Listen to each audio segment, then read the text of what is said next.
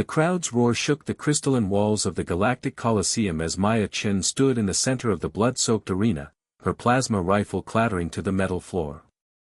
10,000 alien spectators from across 7 star systems erupted in triumphant cheers, believing the feared human warrior had finally surrendered. They had no idea what was coming next. For 3 brutal years, Maya had been the unwilling star of the most watched gladiatorial games in the galaxy.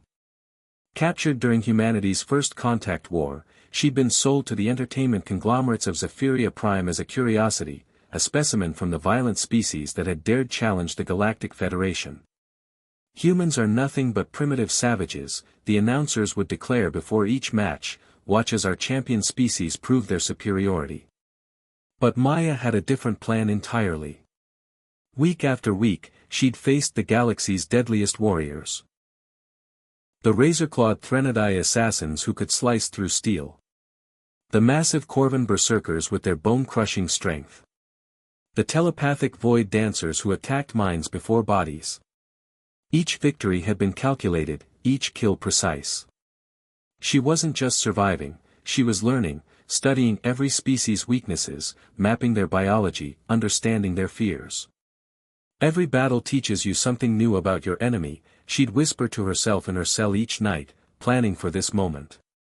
The arena's force field shimmered as her latest opponent, a towering crystalline warrior from the Andromeda sector, raised its arms in premature victory. The creature's translucent body pulsed with confident light patterns, while the crowd chanted its name in a dozen different languages. Maya smiled, a cold, calculating expression that sent shivers through the few observant spectators. She slowly reached behind her neck, fingers finding the small device she'd been building for months from scavenged arena tech. You think dropping your weapon makes you weak? Maya called out, her voice carrying through the arena's amplification system. Sometimes the most dangerous predator is the one who appears defenseless. Her fingers activated the device, and every screen in the Colosseum flickered. The crowd's cheers began to fade as confusion spread through the stands. Maya had spent years analyzing the arena's security systems, the species' communication networks, their physiological weaknesses.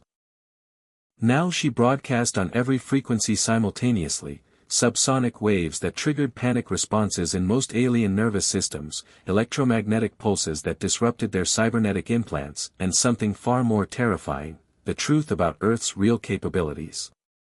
You captured me thinking I was humanity's best warrior, Maya's voice echoed as chaos erupted in the stands.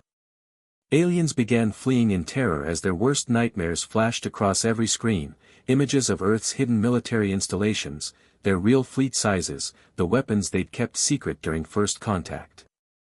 But I'm not a soldier. I'm not even trained for combat. I'm just a botanist who got unlucky. The revelation sent shockwaves through the crowd. If a mere plant scientist could dominate their arena for 3 years, what could humanity's actual warriors do? The crystalline warrior stumbled backward, its confident glow fading to terrified darkness.